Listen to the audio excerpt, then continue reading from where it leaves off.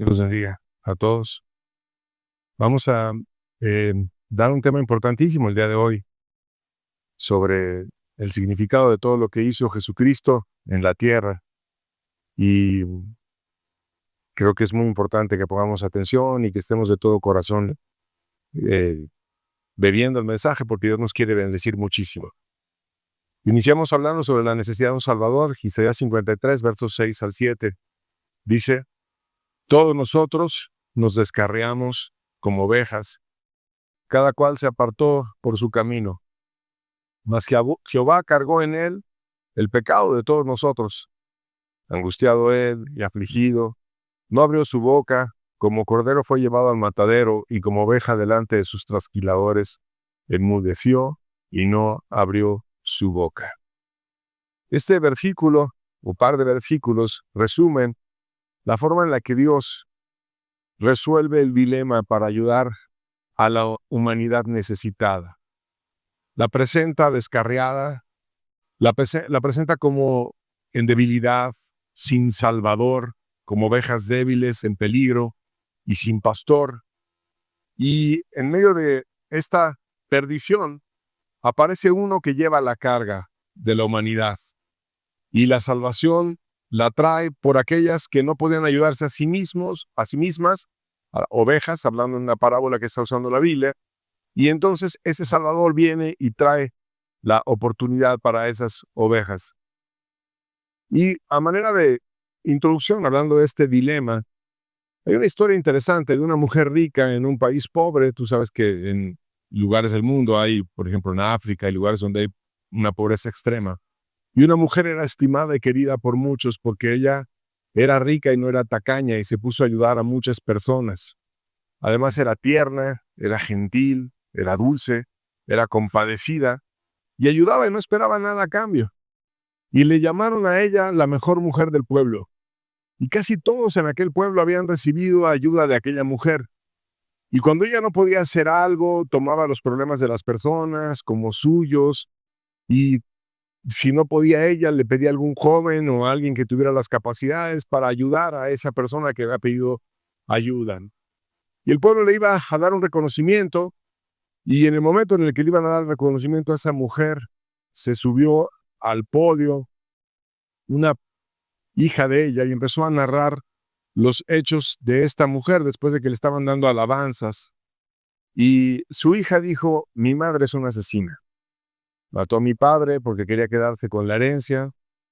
Ella quería otro hombre, no le correspondió, se amargó y quiso dejar a los parientes sin su marido, y se llenó de odio por él y estaba amargada, y entonces lo mató, lo hizo pedazos y se lo dio a comer a los gatos. Y empezaron a averiguar si los dichos de la hija eran ciertos, y total que comprobaron que era real lo que la hija había testificado, y que simplemente la mujer quería lavar su conciencia a través de hacer muchas buenas obras.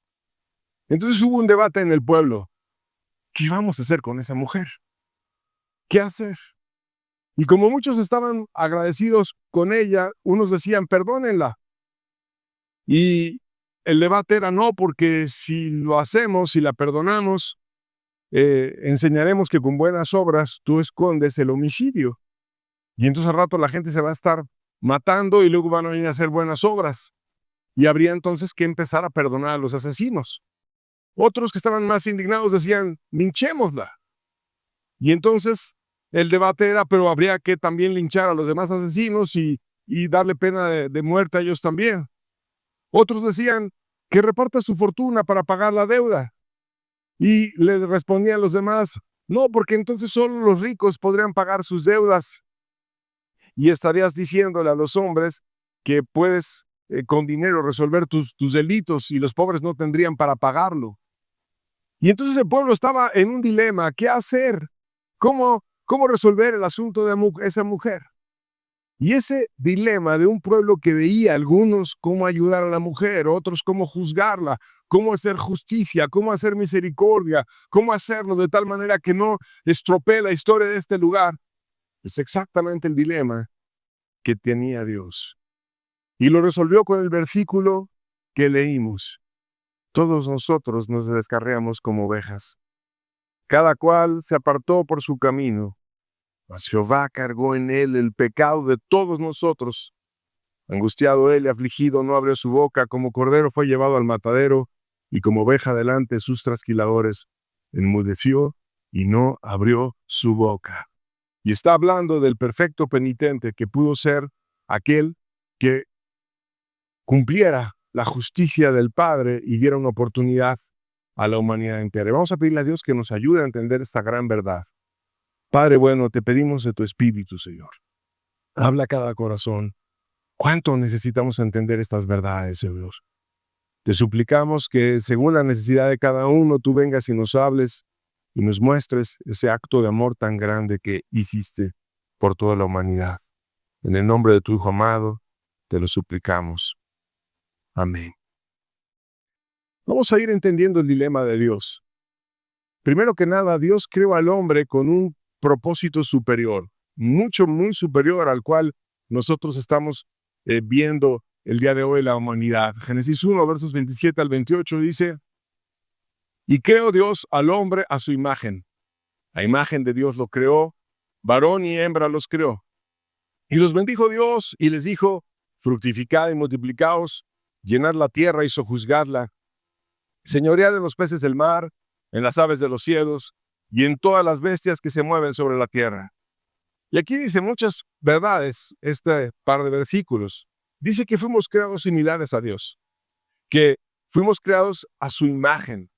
Y como Dios ciertamente es imposible de replicar porque tiene demasiadas cualidades, entonces creó a un hombre y a una mujer con énfasis diferentes.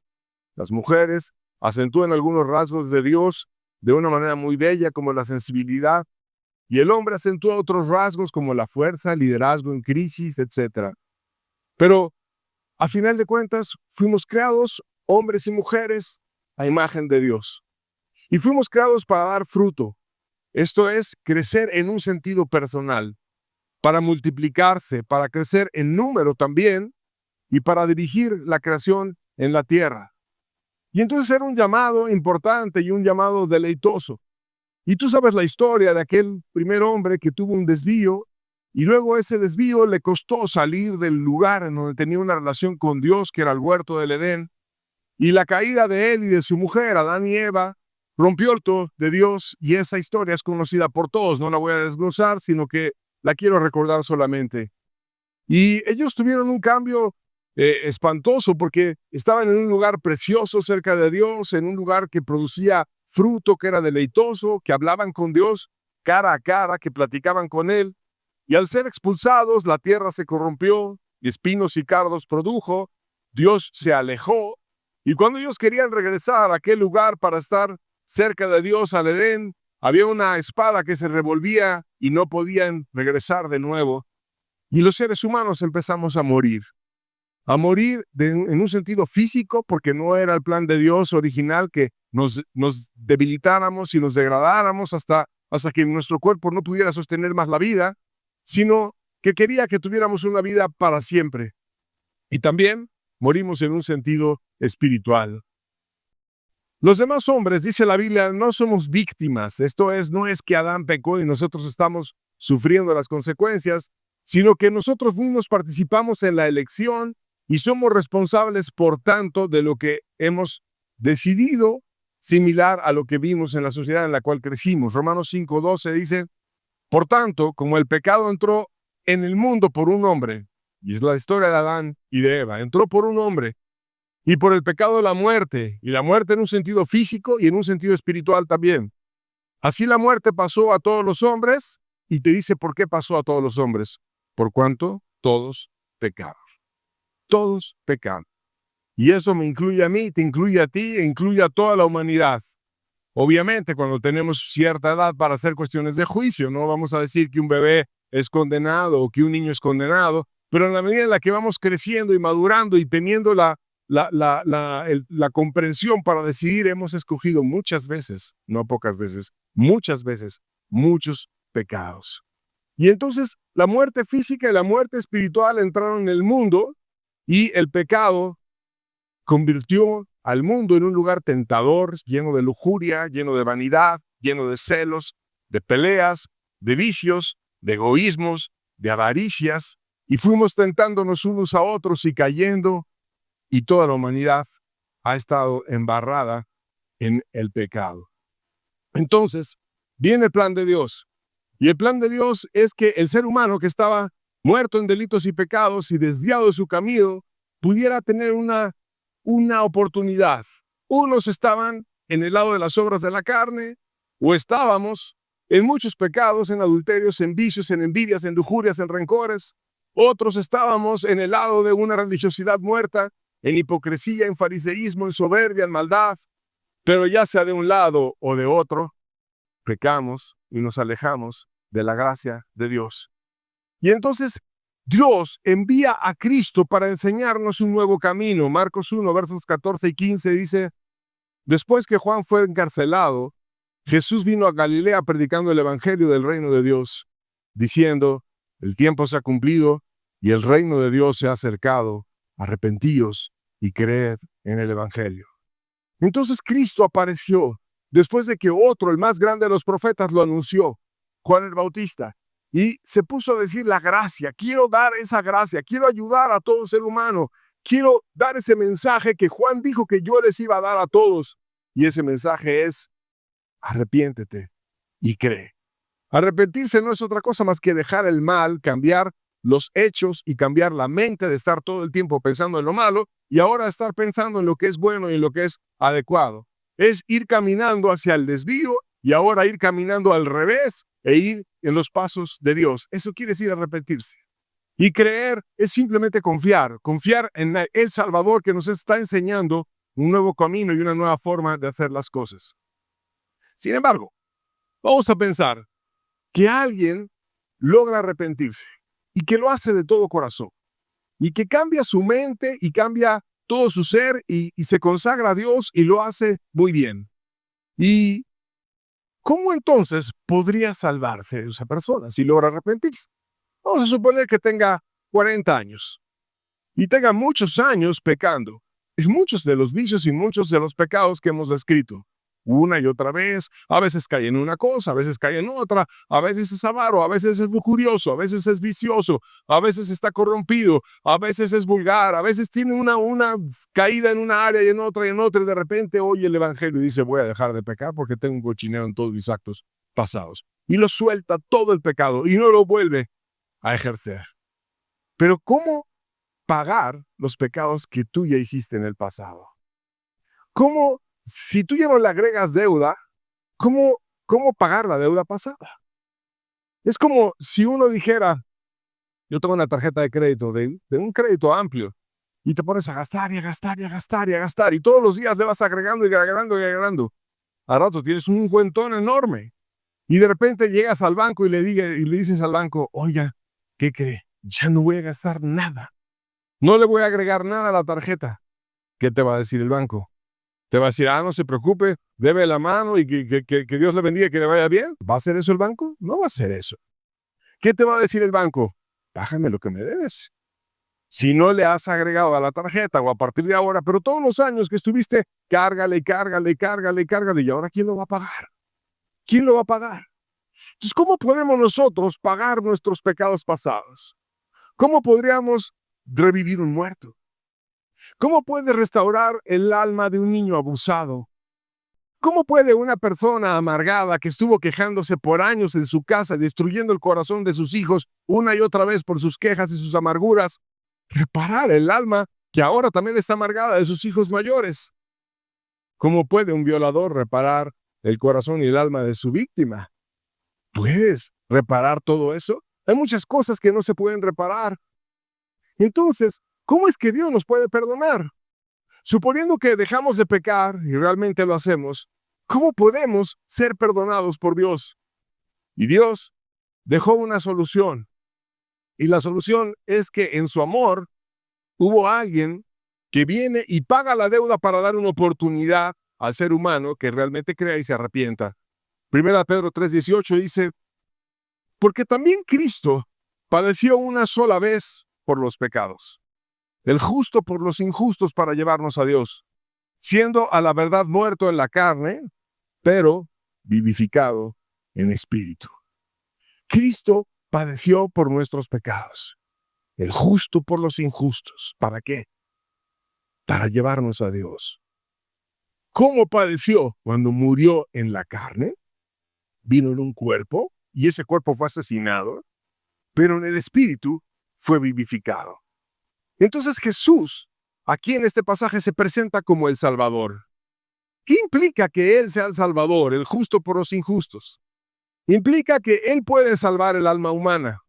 Por eso, cuando Él venía, decía el profeta, y aquí el Cordero de Dios que quita el pecado del mundo. Él es aquel Cordero, el sustituto, el que puede sostenernos y perdonarnos y quitar la culpa. Quita el pecado del mundo.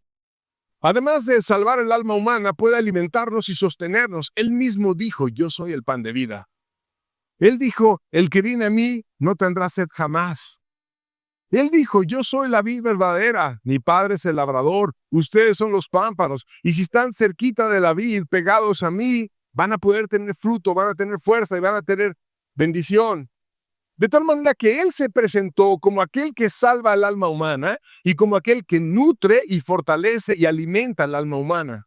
Entonces nos puede salvar, nos puede perdonar y también nos puede alimentar para ser más fuertes y crecer en un sentido espiritual.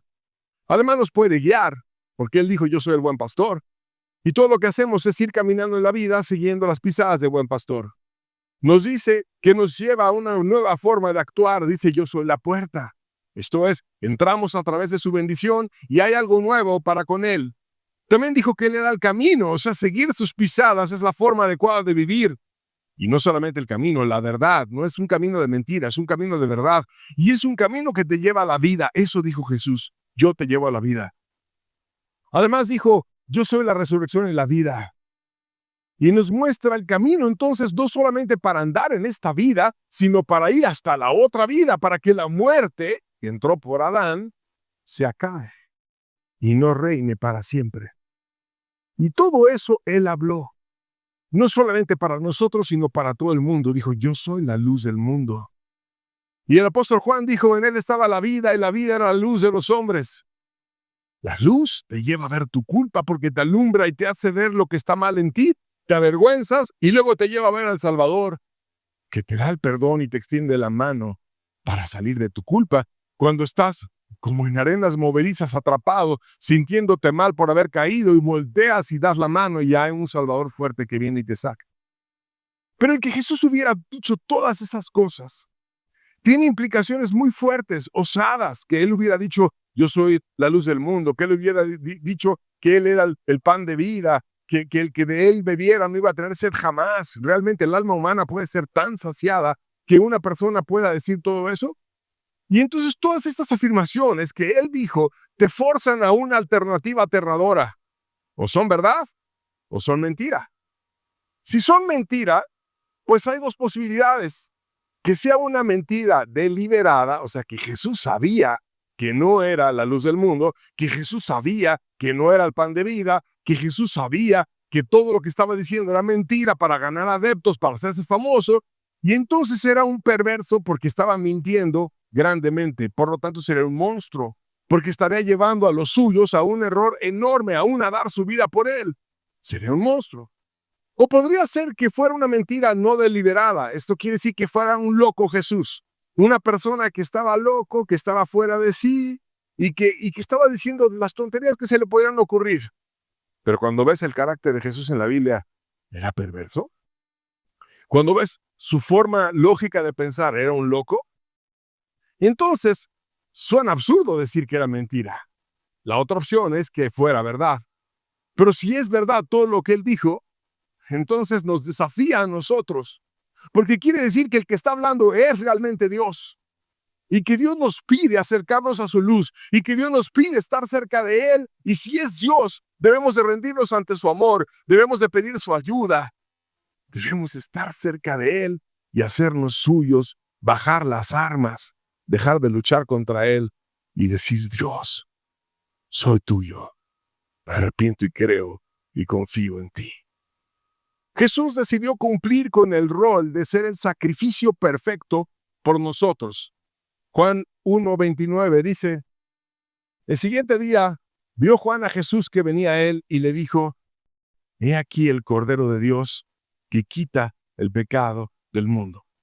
Y aquí él toma la figura de un cordero, que en la religión judía era la forma en la que ellos lavaban sus pecados, sacrificaban un cordero para que simbólicamente se le pasara el pecado a las personas, al cordero, de la persona al cordero, y luego mataban al cordero. Entonces una persona iba y hacía, no sé, algún pecado, le robaba al vecino. Y después decía, no, pues está mal eso que hice, además de que obviamente regresaba el dinero al vecino y había leyes de que se lo regresabas multiplicado varias veces, por eso Zaqueo dijo que regresaba el dinero multiplicado por 4. Entonces, para quedar bien con el vecino, le regresaba el dinero y luego decía, bueno, ¿y con Dios? Entonces tomaba un cordero, pasaba simbólicamente al cordero y luego mataban al cordero. Y era una manera de enseñarle, es muy grave robar. No es cualquier cosa. Alguien tiene que pagar por eso que tú hiciste. Y con ese acto de matar a uno que es inocente, que es puro, que es blanco, que parece cómo va al matadero como un animalito en obediencia, sin entender a dónde va y que lo van a matar y lo hace de una manera obediente. Dios usaba esa figura para frenar la maldad de las personas y para guiarlos a una restauración real. Y por siglos lo hicieron. Dios los entrenó para que dejaran el pecado a través de ese tipo de transferencias simbólicas y sobre todo para que vieran algún día lo que Él iba a hacer con su Hijo. Porque de tal manera amó Dios al mundo que dio a su único Hijo para que todo aquel que en Él cree no se pierda, mas tenga vida eterna. Entonces Jesús decidió voluntariamente ser ese cordero, que el pecado venga sobre mí. Y muchas veces lo dice la Biblia, se lo dijo a los discípulos desde que reconocieron que todo Él estaba lleno de Dios. Lucas 9, versos 20 al 22. Él les dijo, ¿y vosotros quién decís que soy? Entonces respondiendo Pedro dijo, en Cristo, el Hijo de Dios. Pero Él les mandó que a nadie dijesen eso, encargándoles rigurosamente y diciendo, es necesario que el Hijo del Hombre padezca muchas cosas y sea desechado por los ancianos y por los principales sacerdotes y por los escribas y sea muerto y resucita al tercer día. O sea, Pedro dijo, es que tú eres el Cristo, que quiere decir el lleno, el ungido, el pleno, aquel que está con la plenitud de Dios. Y entonces Jesús le dice, no solamente soy el pleno, sino soy el Hijo del Hombre. O sea, verdadero Dios y verdadero hombre. Y como hombre voy a padecer muchas cosas. Y me van a desechar los ancianos y los principales sacerdotes y los escribas, los que estudian mucho, los teólogos. Y voy a ser muerto. Pero no me voy a quedar muerto. Voy a resucitar al tercer día. Dijo que no solo estaba dispuesto a servir a los seres humanos, sino estaba dispuesto incluso a morir y a dar su vida por rescate de muchos. Marcos 10:45 dice, porque el Hijo del Hombre no vino para ser servido, sino para servir y para dar su vida en rescate de muchos. Para eso vino Jesús. No para ser servido, bien que merecía ser servido. Porque ¿cuántos servimos a nuestros presidentes o presidentas o a nuestros emperadores en diferentes países o reyes o lo que fuera en muchos lugares del mundo? A la realeza, a los senadores, a los diputados, ¿cuánto les pagamos bien? Les hacemos muchas cosas.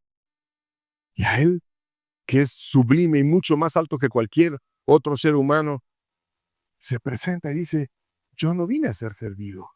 No vengo a que hagas cosas por mí. Yo vengo a hacer cosas por ti, a servirte y a dar mi vida en rescate por muchos. Jesús mismo escogió morir y el Padre por eso le amaba. Juan 10, versos 17 al 18 dice, por eso me ama el Padre, porque yo pongo mi vida para volverla a tomar. Nadie me la quita, sino que yo de mí mismo la pongo. Tengo poder para ponerla y tengo poder para volverla a tomar. Este mandamiento recibí de mi Padre. Imagínate a Jesús hablando con el Padre. No hay manera de salvar a la humanidad. están perdidos, están en sus delitos y pecados. ¿Recuerdas cuando estábamos con Adán? ¿Recuerdas cuando había toda esa comunión? ¡Cuánta bendición! Y entonces Jesús dice, yo pongo mi vida por él y por todos. Yo pongo mi vida. Y el Padre lo ama. Tú vas a poner tu vida por todas en la humanidad. Y yo te voy a dar poder para volverla a tomar. Ya sabía el Padre a lo que venía Jesús. Ya sabía Jesús a lo que venía este mundo. ¿Quién ha hablado de su muerte así en la tierra? Fuera de él. ¿Quién planeó y sabía hacia dónde ir? Los seres humanos evitamos la muerte. Jesús no evitó nada, sabía lo que venía. Antes de entrar a Jerusalén, se afirmó sabiendo qué le iba a pasar. Lucas 9:51 dice, cuando se cumplió el tiempo de que él había de ser recibido arriba, afirmó su rostro para ir a Jerusalén. No me voy a acobardar. Lo voy a enfrentar. Lo voy a enfrentar. ¿Por qué? Por el gozo puesto delante de él, dice otro versículo. Porque él sabía lo que iba a pasar. Porque él vea al futuro. Porque muchas veces dijo profecías también. Y sabía lo que iba a pasar. ¿Qué va a pasar? Que va a haber una multitud enorme en el cielo de personas adorándole. Que tengan una redención y que le amen. Y por el gozo puesto delante de él, yo lo voy a hacer por ellos. Yo quiero que ellos estén conmigo de regreso. Yo quiero que se restaure la relación de la humanidad con su Creador.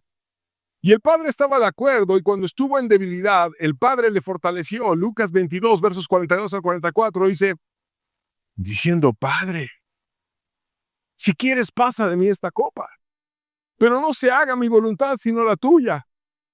Y se le apareció un ángel del cielo para fortalecerle, y estando en agonía oraba más intensamente, y era su sudor como grandes gotas de sangre que caían hasta la tierra. Aquí estaba Jesús, verdadero Dios y verdadero hombre, pero aquí como hombre estaba sufriendo y estaba en agonía. Pues imagínate que era común crucificar a personas y veías cuando iba caminando a veces un crucificado, otro crucificado, y sabía que a él iba a acabar él. Sabía lo que le venía. Había visto a la gente agonizar. Entonces oraba intensamente y tenía tanto estrés que los vasos capilares de la frente se le rompieron y con el sudor se mezclaron y parecían gotas de sangre que caían en la tierra. Entonces, el Padre envía ayuda y le manda un ángel del cielo para fortalecerle. ¿Quién podría llevar tanta carga? ¿Quién podría llevar toda la carga de la culpa de la humanidad? El Padre lo mandó, el Padre le dio una ayuda para que lo pudiera soportar y la angustia bajara. Pero Jesús eligió serlo. Jesús eligió ser ese cordero, ser el sustituto. Y te pregunto, ¿califica a Jesús para que lo fuera? ¿Cuáles eran las características para que Jesús fuera acepto? Primero que nada, tendría que ser una persona que no hubiera deshonrado a la ley. Porque si hubiera deshonrado a la ley, sería un pecador. Y tendría que padecer por su pecado y no por el pecado de otros. Entonces Jesús tenía que ser alguien que no hubiera deshonrado a la ley. Ahora, vamos a ver, ¿Jesús deshonró a la ley? Los impíos dijeron que él era digno. Lucas 23, versos 41 dice, nosotros, a la verdad, justamente padecemos porque recibimos los que merecieron nuestros hechos. Mas este ningún mal hizo. Aquí está el ladrón en la cruz diciendo, él no hizo nada. Nosotros estamos aquí en la cruz por nuestros delitos, pero él ¿qué hizo? Él no merecía estar aquí en la cruz. Entonces la misma gente sabía que Jesús no merecía estar en la cruz. Aún Jesús retó a las personas en su época para que pudieran dar testimonio si veían algún pecado. Juan 8:46 dice, ¿quién de vosotros me redarguye del pecado? Y ahí nadie contestó. ¿Alguno de ustedes me acusa de algún pecado? Silencio. Nadie le dijo nada. Y mira que querían acusarle por todos lados. Y entonces dice, pues si digo la verdad, ¿qué no me creéis? Entonces la gente en su época no le podía acusar de pecado. Por lo tanto, Jesús era puro y podía morir no por sus pecados, sino por los pecados. Pero además de que él pudiera ser ese perfecto penitente, tendría que ser acepto por Dios. O sea, no nada más es que él fuera puro, sino es que el Padre lo fuera a recibir y fuera a decir, sí es cierto. Te pregunto yo, ¿el Padre hizo esto? Pues los mismos hombres dijeron también que Jesús era acepto por Dios. Juan 3:2. Fíjate, un experto judío, fariseo, miembro del sínodo más reconocido de la nación. Dice Juan 3:2, este vino a Jesús de noche y le dijo, sabimos que has venido de Dios como maestro porque nadie puede hacer estas señales que tú haces si no está Dios con él. Aquí está Nicodemo diciendo, es imposible que una persona haga lo que tú haces, menos que Dios esté con él. Le está diciendo, por lo tanto, Dios está contigo. Yo reconozco que Dios está contigo. Pero no solamente los hombres lo reconocieron, sino lo más importante, el Padre dio testimonio de él. Mateo 17:5 dice, mientras él aún hablaba, una nube de luz los cubrió. Y aquí una voz desde la nube que decía, este es mi Hijo amado, en quien tengo complacencia, a él oíd. El Padre hablando en la transfiguración y diciendo, él, hablando de Jesús, él es mi Hijo amado, en él tengo la complacencia, lo que él me pida voy a hacer. Me complace Jesús. Por lo tanto, le dice a Pedro, a Juan y a Jacobo, óiganlo a él. Y eso no solamente se lo dijo a los discípulos más avanzados, se lo dijo a todo el mundo cuando Jesús se fue a bautizar. Este es mi Hijo amado en quien tengo complacencia. La voz del Padre, el Espíritu que vino sobre Jesús, la revelación completa de Dios. Dios mismo dando testimonio de que tenía complacencia en Jesús. Entonces era sin pecado, era acepto por Dios, el Padre, y tenía que también venir de parte del hombre, porque si no representaba al hombre, ¿cómo iba a poder ganar la salvación? No puede un ángel representar a la humanidad porque es un ángel. Pero Jesús se hizo hombre, y no solamente hombre, sino que se identificó con los humildes. Nació de una mujer del campo, criado por un carpintero, recibido sin casa en el mundo, durmiendo en un pesebre cuando era un bebé, sin luz eléctrica, sin morada fija, sin un lugar para recostar su cabeza, decidió vivir en humildad, dejar el cielo y venir a una vida humilde y sencilla. Era de corazón tierno, era un hombre tierno. En la muerte de Lázaro, su amigo, Jesús lloró. Cuando vio la muerte del hijo de la viuda de Naín, se compadeció y fue cuando la mujer iba a enterrar a su hijo y la consoló y le dijo, no llores, paró el cortejo fúnebre y convirtió ese cortejo fúnebre en un festejo porque le resucitó al hijo y en vez de llevarlo a enterrar, lo llevaron a la casa de regreso a gozarse por el milagro que hizo Jesús. No le importaba cuánto tenía que esforzarse para salvar un pecador. Estaba cansado y tan cansado que mandó a sus discípulos a comprar de comer y en un pozo llega una mujer y se pone a predicarle y después cuando vienen los discípulos le dicen, Rabí, come, y él, no, yo tengo una comida que comer que ustedes no saben, y se pone a ayunar por aquella mujer y por aquel lugar y salva a la samaritana y a muchos de la colonia de ella. Mira a Jesús con el ladrón en la cruz, predicándole en medio de los dolores enormes, tomando aire, colgándose de sus manos clavadas en la cruz para poderle decir, hoy estarás conmigo en paz. Quería tanto a la gente. Se iba al desierto y los amaba. Les daba de comer. No quería que se fueran sin haber comido. Reprendía a sus discípulos cuando no tenían fe suficiente para sanar a un endemoniado. Nunca le falló a nadie Jesús.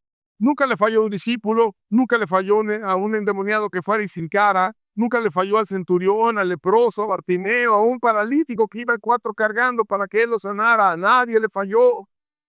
A todos ayudó, a todos recibió, a todos bendijo.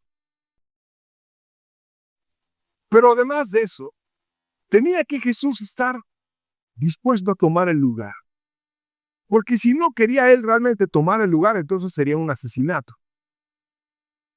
Y Jesús tomó el lugar voluntariamente. Dice la Biblia que él pudo haber orado al Padre y pedir intervención de ángeles para parar todo aquel evento. Mateo 26, verso 53 dice, ¿acaso piensas que no puedo ahora orar a mi Padre y que Él no me dará más de 12 millones de ángeles? ¿Sabes tú el poder que tiene un ángel?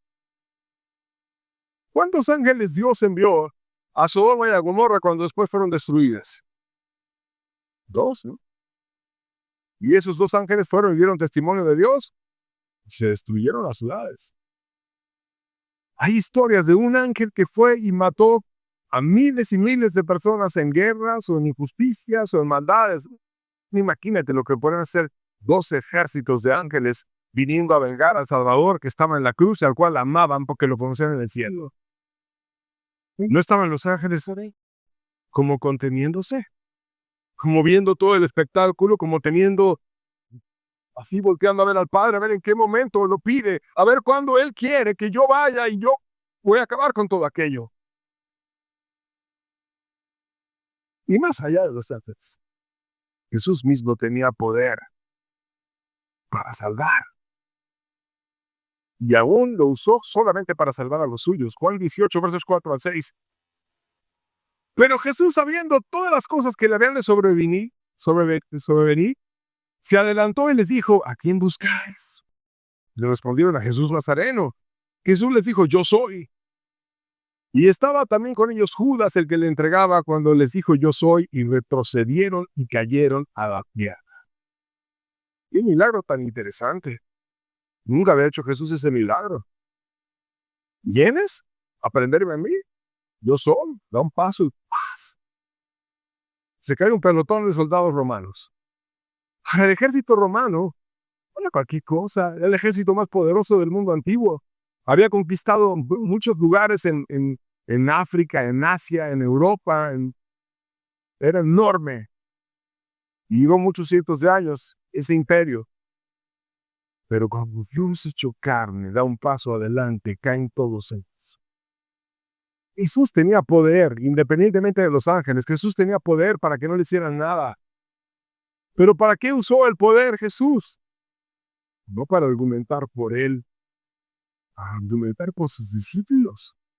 Juan 18, versos 8 al 9 dice, respondió Jesús, os he dicho que yo soy, pues si me buscáis a mí, dejad ir a estos, para que se cumpliese aquello que me ha dicho, de los que me diste, no perdí ninguno.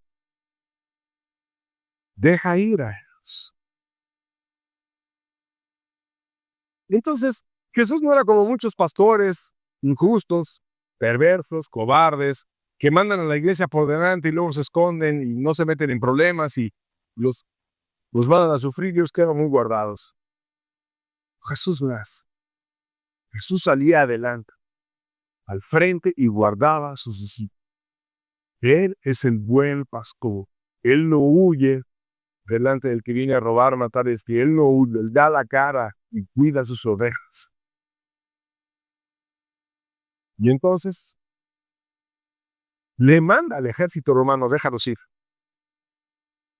Imagínate los soldados levantándose después de que hizo eso. Y aún los romanos estaban tan espantados que cuando Pedro hizo parar todo aquello, cortándole la oreja a uno, obedecieron a Jesús. Juan 18, versos 10 al 12. Entonces Simón Pedro, que tenía una espada, la desenvainó e hirió al siervo del sumo sacerdote y le cortó la oreja derecha. Y el siervo se llamaba Malco. Jesús entonces dijo a Pedro, mete tu espada en su vaina, la copa que el Padre me ha dado, ¿no la he de beber? No fuera por... Entonces la compañía de soldados, del tribuno, de los alguaciles de los judíos perdieron a Jesús y lo ataron. Gracias por la bendición, Señor. Solo a Jesús. Y otro evangelio dice que él sanó la oreja de Malco. Ahora, ¿qué hizo Pedro? Tomó la espada, se la tiró y no creo que haya sido a la oreja, se la tiró a la cabeza a matarlo. Y el otro se movió y le dio la oreja. Pero ¿por qué los romanos no agarraban a Pedro? ¿Qué temor le tenían a Jesús? ¿Qué pasaría hoy si tú hirieras a un soldado, casi lo matas? ¿Tú crees que no te agarraría? No te haría nada bien. Ese me lo llevo. Pero ¿qué autoridad tenía Jesús que va y los sana y les dice que los libere?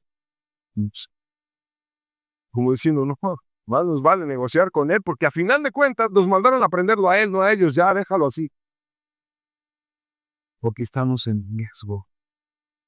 Jesús usó su poder no para salvarse de él, usó su poder para salvar a los suyos.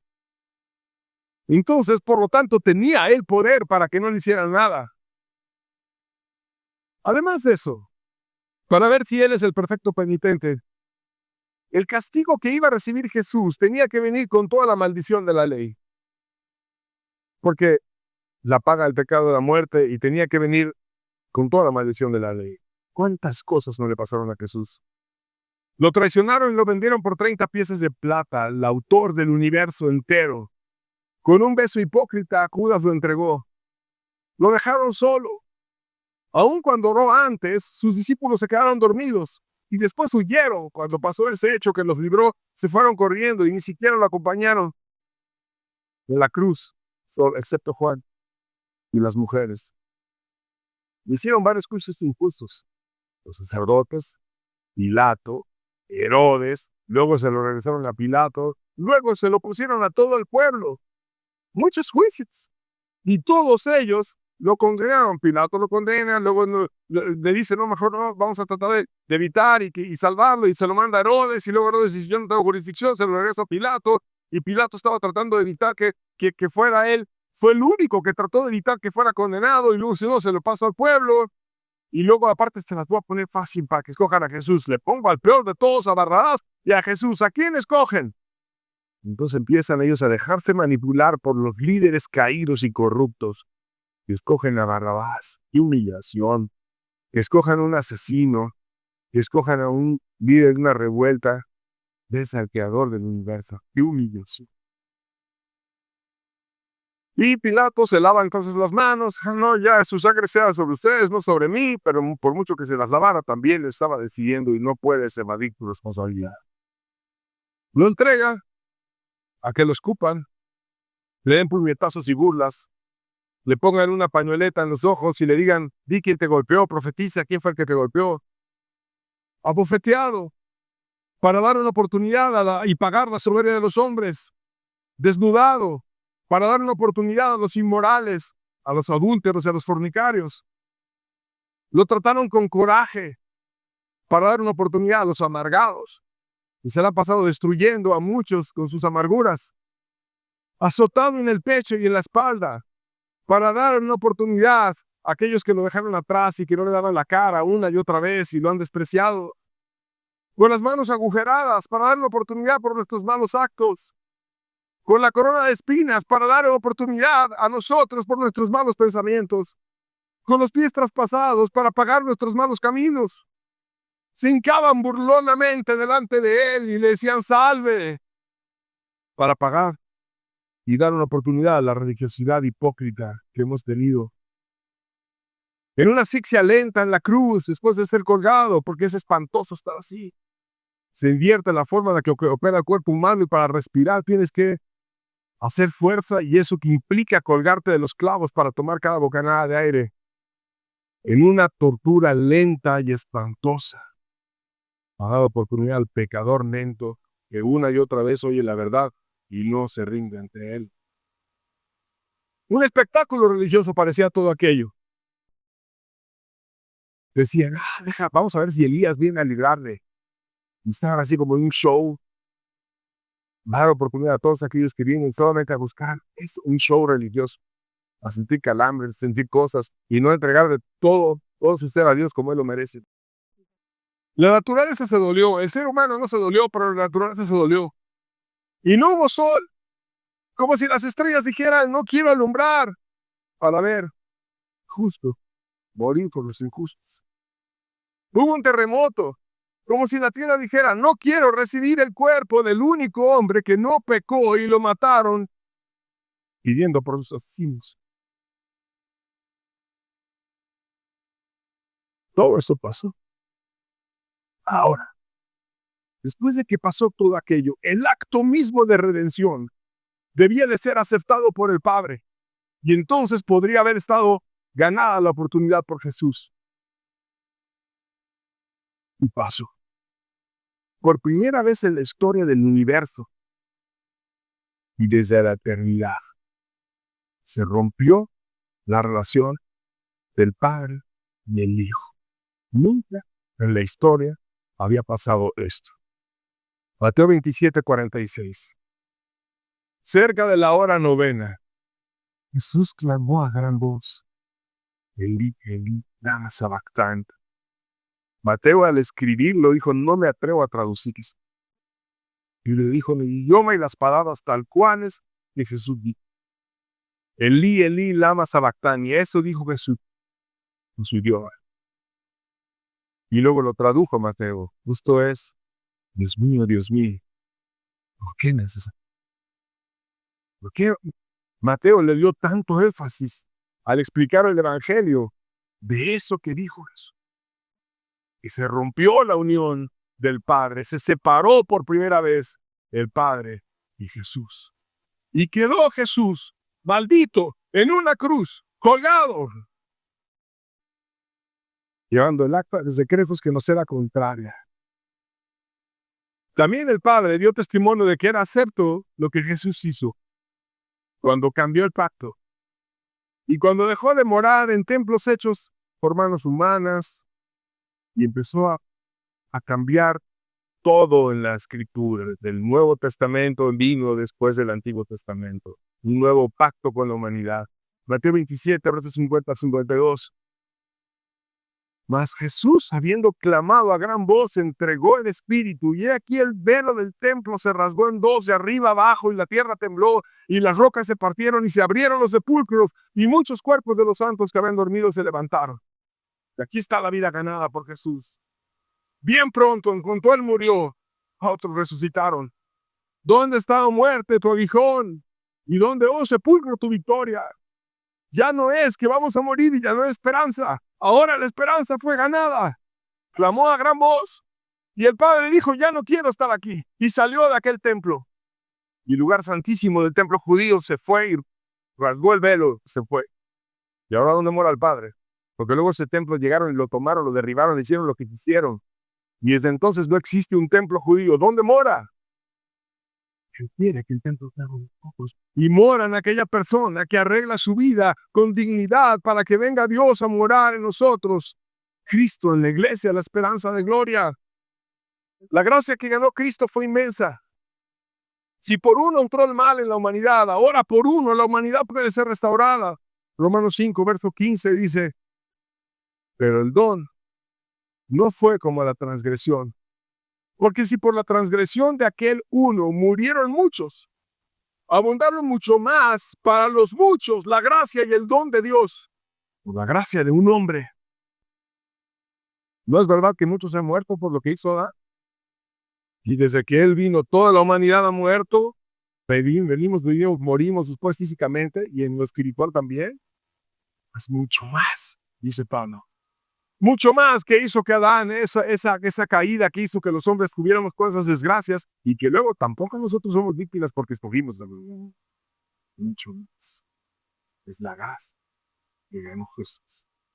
Abundó mucho más la gracia en la ayuda, el favor que trae Jesús para ti de la caída de Adán que tú traes.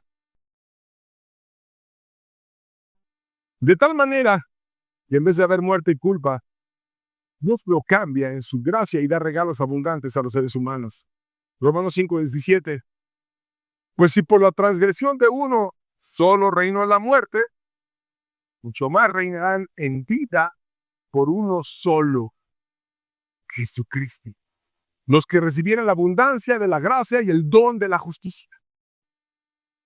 Vea cómo Dios nos llama de nuevo a reinar en vida, no en la muerte, a tener su gracia, a tener su bendición, a tener su ayuda, a ser justificados, y de culpables nos cambia, y lo cambia todo por completo. Reinaba la muerte, ahora reina la vida. Por uno que cayó, ahora por uno que restaura. Antes había una vida que se secó, que no había esperanza, que no había Dios, y ahora hay una vida abundante con regalos espirituales y una justicia real. Eso yo he suplido que tú dieras una oportunidad, para que yo tuviera una oportunidad, y les pudiera perdonar. El justo por los injustos, ayudarnos a veces. Primera de Timoteo 2, versos 4 al 6. El cual quiere todos los hombres sean salvos y vengan al conocimiento de la verdad. Porque hay un solo Dios y un solo mediador entre Dios y los hombres, Jesucristo hombre, el cual se dio a sí mismo el rescate por todos, el cual se dio testimonio a su debido tiempo. No hay otro mediador, solo hay uno que te puede acercar al Padre. No es ningún evangelista, ningún hombre, ningún pastor, nadie, es solamente uno, Jesucristo. Un solo Dios que perdona y que te ama tanto que envía a Jesucristo. Y un solo mediador, no hay más, no hay religión, no hay nada. Solamente que entre Dios y los hombres. Solo uno es perfecto, en perfecta sumisión, en perfecta muerte, en perfecto sufrimiento, en perfecta representación del ser humano, en perfecta aceptación por el Padre, en perfecta salvación. Si tú quieres rendirte a Él, Jesús, el perfecto. Cada cual se apartó por su camino. Mas Jehová cargó en Él el pecado de todos nosotros. Angustiado Él y afligido, guarda su boca. Como cordero fue llevado al matadero, y como oveja delante de sus trasquiladores, enmudeció y no abrió su boca. Por amor a ti y por amor a mí. Y si Él no abrió su boca para morir por nosotros, ¿por qué no abres la tuya tú y le pides ayuda? Y lo buscas a Él. Busca esta salvación. Una gracia que solo Él puede traer.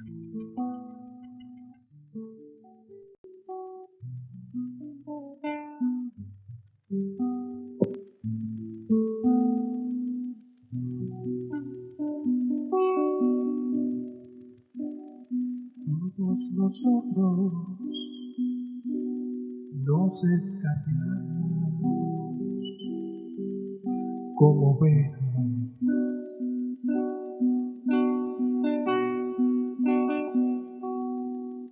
Cada cual se apartó por su camino.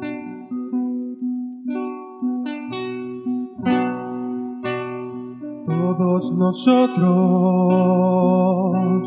nos descarriamos como ovejas.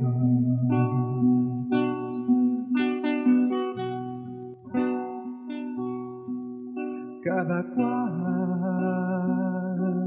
se apartó por su camino. Mas Jehová cargó en él el pecado de todo hombre y mujer.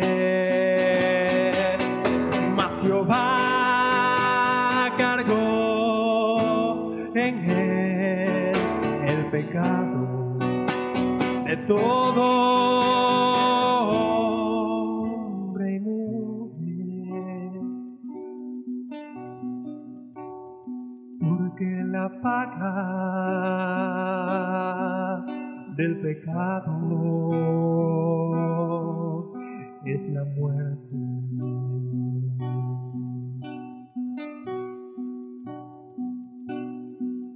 Mas la dádiva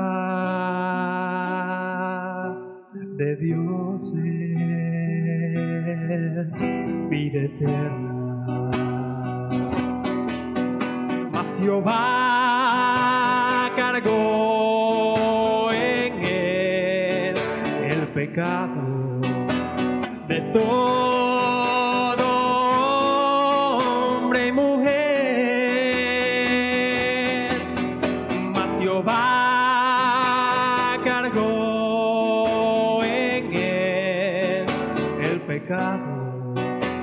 de todo hombre y mujer,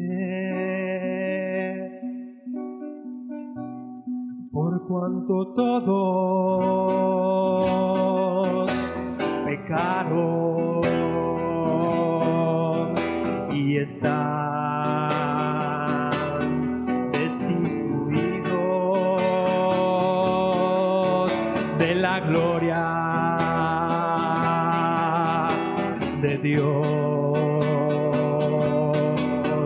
Mas Jehová cargó en él el pecado de todo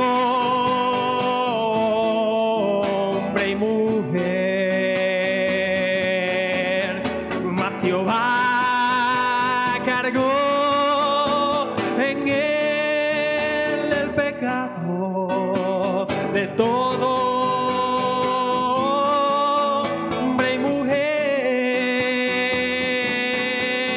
Mas Jehová cargó en él el pecado de todo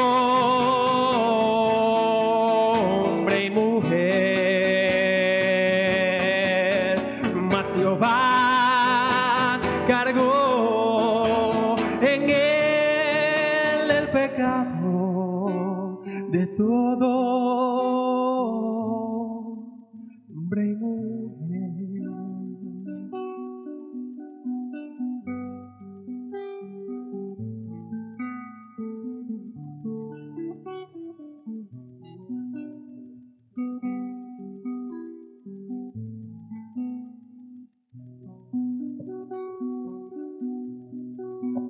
El Padre cargó la culpa a Cristo porque Él quiso que la cargara en Él. Porque Él quiso tomar el rol de Salvador.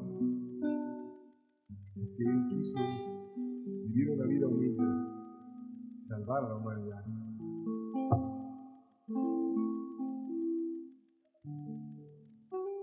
Volvamos nuestros corazones a Él. Haz que valga la pena el regalo más grande que tú has recibido. Una oportunidad para ir al cielo. Una invitación de aquel que muchos despreciaron.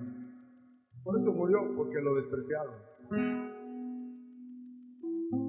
Pero que no lo vamos a despreciar nosotros. Sino vamos a agradecer y recibir aquello precioso que hizo por nuestras almas.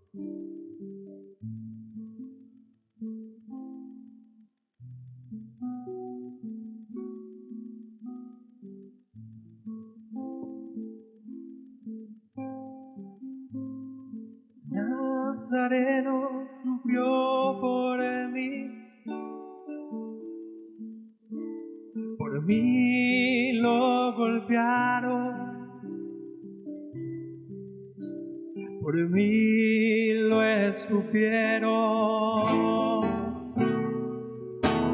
por mí lo azotaron.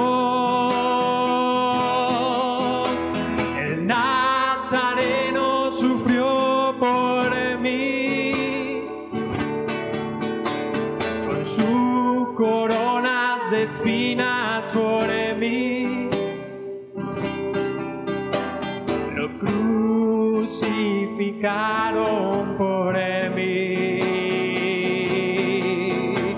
y lo traspasaron por mí. El Nazareno sufrió por mí, por mí sufrió, por mí, por mí, por mí. El Rey del cielo murió. El Nazareno sufrió por mí, lo golpearon, por mí lo escupieron, mí lo azotaron. El Nazareno sufrió por mí, con su corona de espinas por mí. Lo crucificaron por mí y lo traspasaron por mí.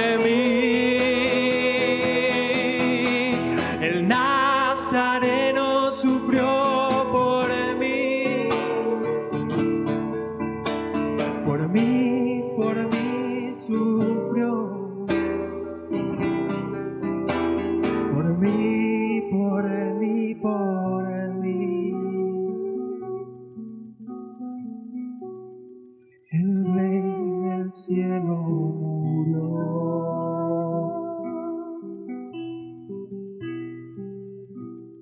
El Nazareno sufrió por mí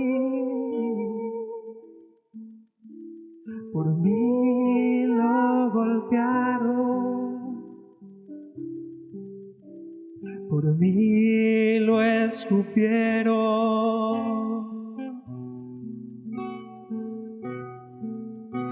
por mí lo azotaron.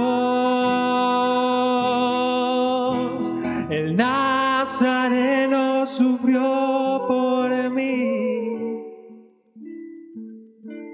con su corona de espinas por mí. Lo crucificaron por mí y lo traspasaron por mí. El Nazareno sufrió por mí, por mí sufrió, por mí, por mí, por mí.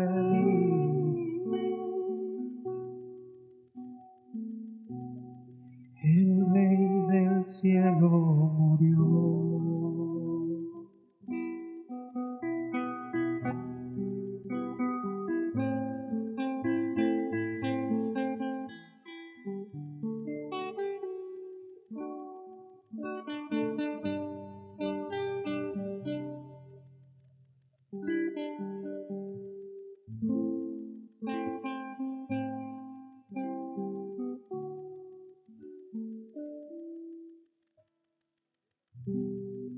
Gracias, precioso Cristo, por ser nuestro Salvador. Bendito seas. Que nuestras vidas te honren y sean tuyas por siempre, Señor. Bendito seas, Señor. Te amamos.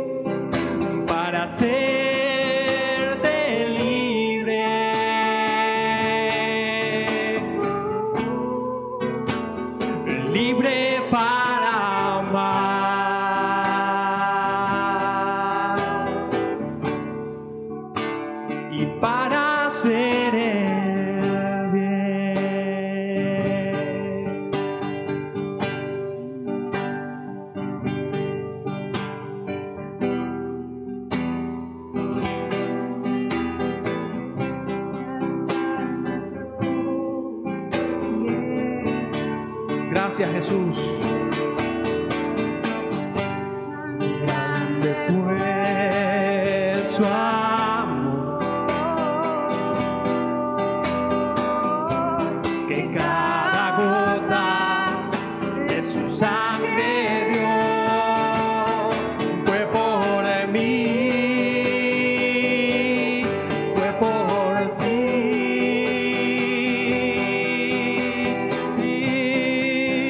Para hacernos libres, fue por ti, fue por ti.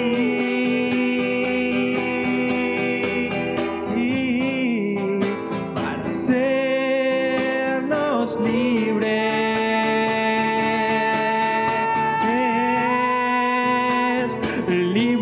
para amar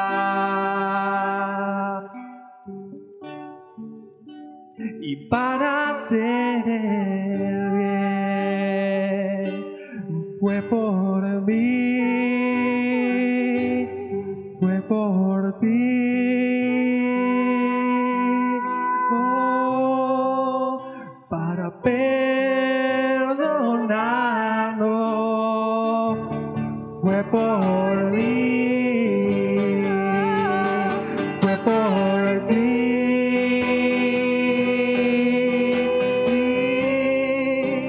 para hacernos libres,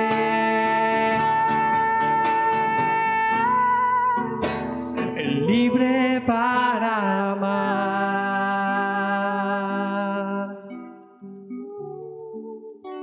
y para hacer el bien.